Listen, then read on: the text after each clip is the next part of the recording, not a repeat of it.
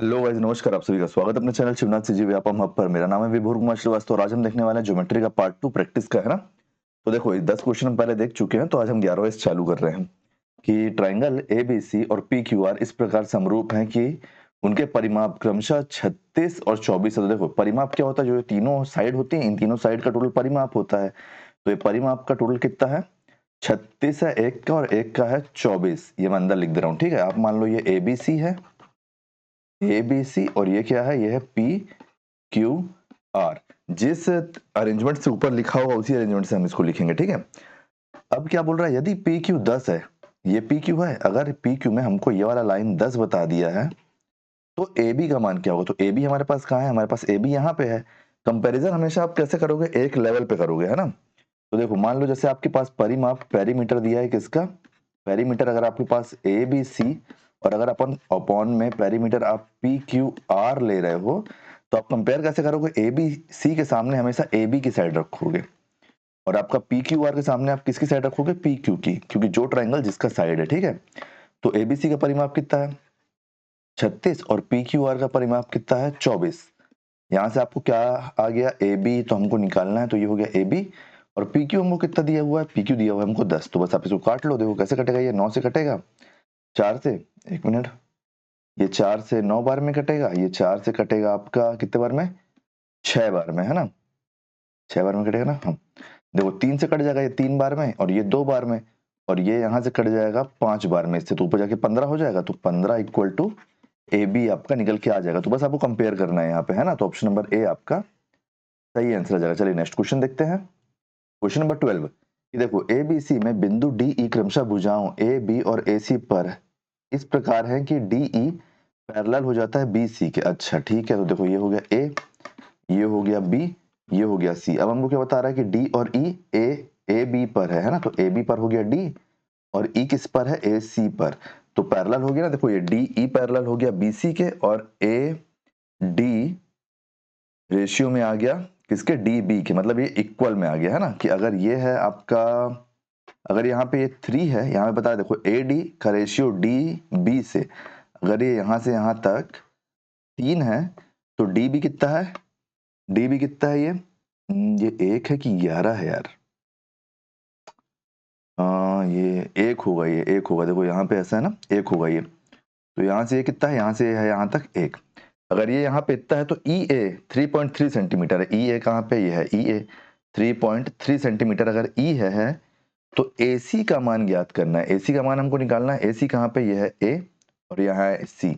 मतलब इससे लेके पूरा हमको यहाँ तक का मान निकालना है। तो देखो, ऐसे क्वेश्चन जब भी आते हैं ना, आप हमेशा इसको कंपैरिजन में ही खेलो, कंपैरिजन में ही खेलो। देखो यहाँ से कंपैरिजन कैसे होगा?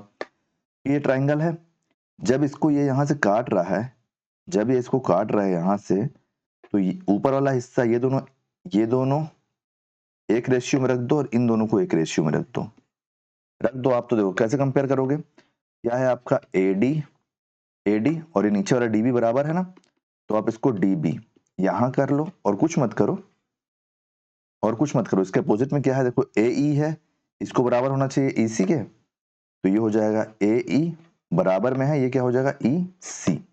रखो यहाँ पे, देखो क्या क्या आ रहा है। तो देखो एडी क्या है? एडी है 3, ए ई क्या है?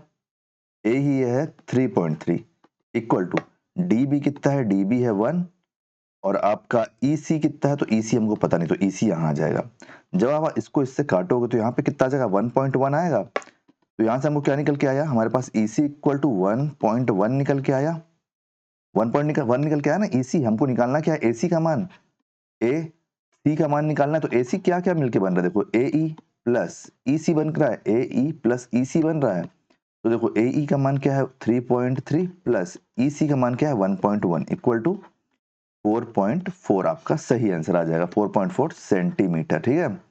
तो कौन सा ऑप्शन आपका सही आंसर हो जाएगा? ऑप्शन नंबर सी आपका सही आंसर हो जाएगा। चलिए नेक्स्ट क्वेश्चन देखते हैं। कंपैरिजन का खेल है सारा, ठीक है। सेम वैसे ही क्वेश्चन है कि त्रिभुज एबीसी और पी क्यू आर समान है। तो ये हो गया ए बी सी, ये हो गया पी क्यू आर, समान है। ए बी 5 सेंटीमीटर है, ठीक है, ये 5 सेंटीमीटर हो गया। पी क्यू 3 सेंटीमीटर है। तो एरिया का मान बताना है हमको। एरिया का मान बताना है। देखो ए आर किसका? ए बी सी, और ये क्या है ए आर किसका पी क्यू आर, ये निकालना है हमको। हमारे पास क्या दिया हुआ है, कंपैरिजन करके बस बताना है ना हमको, और कुछ नहीं। तो देखो हमारे पास ये दिया हुआ है ए बी, एक साइड की भुजा आप ले लो। हम देखो अगर आप ए बी ले रहे हो ना तो आप पी आर नहीं ले सकते, अगर आप ए सी ले रहे हो तो आप पी आर ले रहे हो, बी सी ले रहे हो तो आपको क्यू आर लेना पड़ेगा, और अगर ए बी ले रहे हो तो आपको पी क्यू लेना है, ठीक है। तो देखो ए बी सी है यहाँ पे, तो ए बी सी के सामने क्या आ जाएगा आपका ए बी, और यहाँ पे क्या आ जाएगा पी क्यू। लेकिन एक बात हमेशा याद रखना, एरिया की बात हो रही है, एरिया हमेशा किसमें होता है, सेंटीमीटर स्क्वायर में होगा, तो अपन इसका स्क्वायर कर लेंगे यहाँ से इसकी भुजा का। तो ए बी कितना है, ए बी है 5 और पी क्यू कितना है, पी क्यू है 3। जब आप इसका स्क्वायर करोगे तो आपके पास आंसर क्या निकल के आ जाएगा 25/9। ऑप्शन नंबर डी आपका सही आंसर हो जाएगा, ठीक है। चलो नेक्स्ट क्वेश्चन, क्वेश्चन नंबर 14। यदि 8 पी और 17 पाइथागोरस त्रिक है तो पी का मान ज्ञात कीजिए। आप एक बात बताओ मेरे को, ये 8 है और ये 17 है, इसमें सबसे बड़ा क्या है 17 है, और यहाँ पे देखो 15, 14, 9 और 13 ये सब 17 के अंदर आ रहे हैं, 17 से नीचे आ रहे हैं ना। सबसे बड़ी साइड हमारी कौन सी होती है, तो ये होती है हाइपोटेन्यूस। अब आप इन दोनों में से कोई भी साइड ले लो, चाहे इसको 8 ले लो, इसको पी ले लो, या फिर इसको पी ले लो, इसको 8 ले लो, ठीक है। पी का मान निकालना है, यहाँ पे पाइथागोरस का थ्योरम लगा दो, ये ए बी सी, ए बी सी, और ये हो गया आपका 90 डिग्री। अब कुछ लोग आएंगे बोलेंगे यहाँ पे आप डायरेक्ट ट्रिपलेट लगा दो, लेकिन ट्रिपलेट सबको थोड़ी आता है, तो हम यहाँ पे आपको फॉर्मूले से बता देते हैं, ठीक है इसको, ताकि आपको भी क्वेश्चन बने। जिससे क्वेश्चन नहीं बन रहा है ये सारे वीडियो उसके लिए, ठीक है। जिससे सब बन रहा है उन लोग कृपया चले जाएं, उनका टाइम वेस्ट नहीं होना चाहिए, है ना। नहीं तो फिर कमेंट में आप लोग बोलोगे कि बहुत टाइम लग गया, बहुत टाइम लग गया। जिससे नहीं बन रहा है उन लोगों के लिए ये सब, मैं फिर से बोल दे रहा हूँ। देखो ये पी का स्क्वायर हो गया यहाँ पे।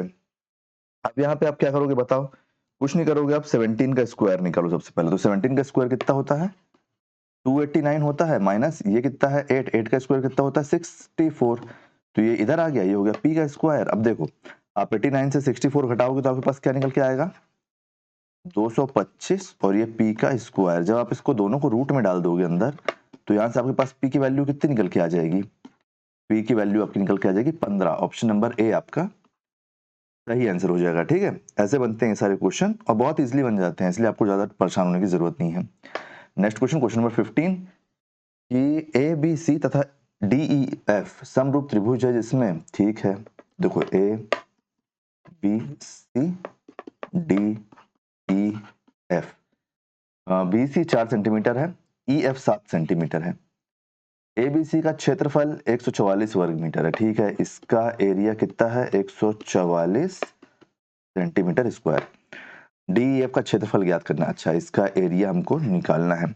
सिंपल, देखो हमको यहाँ पे एक साइड का दिया हुआ है ना वैल्यू, नीचे का क्या कर दोगे कंपेयर, कंपेयर करोगे तो यहाँ पे कितना आ जाए एरिया एबीसी एरिया डीईएफ, बस कंपेयर करना सीख लो आप। तो देखो यहाँ से किससे कंपेयर कर रहे हो बीसी से, तो ये BC अपॉन साइड हमेशा ऊपर, जो ट्रायंगल लोगे उसका साइड उसके सामने रहेगा, ठीक है। ये BC आ गया और इसके सामने की साइड क्या है EF, ये हमेशा स्क्वायर में होता है, तो ये हो गया स्क्वायर, ठीक है, ये हो गया स्क्वायर। अब यहाँ रखो, देखो ABC का हमारे पास कितना दिया हुआ है 144, एरिया DEF का तो निकालना है, तो ये area DEF equal to BC की जगह हमारे पास क्या दिया हुआ है 4, और EF की जगह हमारे पास क्या दिया हुआ है 7, इसका क्या स्क्वायर। तो ये कितना है देखो 144 इंटू लगा लो डायरेक्ट, ये 7 है, 7 का स्क्वायर होकर 49 होगा, तो ये 49 ऊपर, और ये 4 है, 4 का स्क्वायर होकर 16 होगा, तो ये 16 नीचे। ये एरिया DEF ये हुआ यहाँ पे। अब इसको आप काटना चालू करो, तो कैसे काटोगे, इसको काट दो आप 4 से काटो डायरेक्ट, 4 से 4 बार में जाएगा, 4 से कितना बन जाएगा 3 बार में 12 और 6 बार में 24, ठीक है। ये डायरेक्ट इसको काटो 9 बार में, तो 49 इंटू 9 कितना हो जाएगा 49 इंटू 9 होगा आपका 441, 441 सेंटीमीटर स्क्वायर आपका निकल के आ जाएगा एरिया DEF का। तो ऑप्शन नंबर सी आपका सही आंसर हो जाएगा, ठीक है। नेक्स्ट क्वेश्चन, क्वेश्चन नंबर 16, एक समकोण त्रिभुज का न्यून कोण 62 डिग्री है, दूसरे न्यून कोण का मान ज्ञात कीजिए। देखो समकोण बोल दिया तो ये हो गया 90 डिग्री, इसका मान आपको 62 डिग्री दे दिया है। ट्राइंगल के अंदर के सभी मान का टोटल कितना होता है 180 डिग्री, तो इस 180 डिग्री से माइनस कर दो इन दोनों का टोटल, तो आपके पास इसका मान आ जाएगा, इसका मान आपके पास आ जाएगा। तो ये कितना है, देखो ये हो गया 152, 152 को इससे घटा दो, यहाँ से आपका कितना निकल के आ जाएगा 28 degree, 28 degree. Option number B आपका सही आंसर हो जाएगा। ठीक है, चलिए नेक्स्ट क्वेश्चन देखते हैं। क्वेश्चन नंबर 17, ये एरिया क्वेश्चन, इसका आंसर आप मेरे को बताओ। ऐसा क्वेश्चन अपन बहुत सारा कर लिया है ना, इसका मान आप बताओ मेरे को। ठीक है, 17 नंबर का, एक चतुर्भुज के सभी कोण समान है, उनका माप ज्ञात कीजिए। देखो सर्कल होता है, सर्कल को अपन 360 डिग्री का लेते हैं। अगर आप सर्कल का ही 4 कोण निकाल दोगे मान लो, तो ये आपका चतुर्भुज बन जाएगा। तो कुछ मत करो, कुछ नहीं करना है आपको, इन 4 का मान निकालना है। तो ये मान लो ए है, ये ए है, ये ए है, ये ए है, इन सब का टोटल, जो भी अंदर जितने भी कोण होते हैं ना, इन सब का टोटल होता है 360 डिग्री। ठीक है, अंदरूनी सभी कोण का मान होता है 360 डिग्री। अगर आप इसको नहीं भी लेते हो तो आपको क्या बोल रहा है, उनका माप ज्ञात कीजिए, सभी कोण समान है बोल रहा है। ठीक है, तो 360 डिग्री, अंदर कितने कोण हैं 4, तो बस 4 से इसको डिवाइड कर दो, कितना निकल के आ जाएगा 90 डिग्री। आपका सही आंसर हो जाएगा, ऑप्शन नंबर डी आपका सही आंसर हो जाएगा। ठीक है, नेक्स्ट क्वेश्चन, क्वेश्चन नंबर 19, एक चतुर्भुज के चारों कोण का अनुपात, ठीक है, चारों कोण का अनुपात मतलब इसका मान लो 3x, इसका मान लो 4x, इसका मान लो 5x और इसका मान लो 6x। यहाँ दिया हुआ ना 3:4:5:6। सबसे छोटे कोण का मान ज्ञात करना, सबसे छोटा कोण मतलब 3x का। इन सब का टोटल निकाल लो, 3x plus 4x plus 5x plus 6x equal to 360 degree. ये हुआ। अब देखो ये कितना है, ये है 7 और ये कितना है, ये है 11, 7 11 कितना हो गया 18, ये 18x 360 डिग्री। 18 से आप 360 को काटोगे तो ये कितना हो जाएगा, x equal to 20 degree. x equal to 20 degree यहाँ पे हुआ। सबसे छोटा कोण क्या है 3x, तो 3 इंटू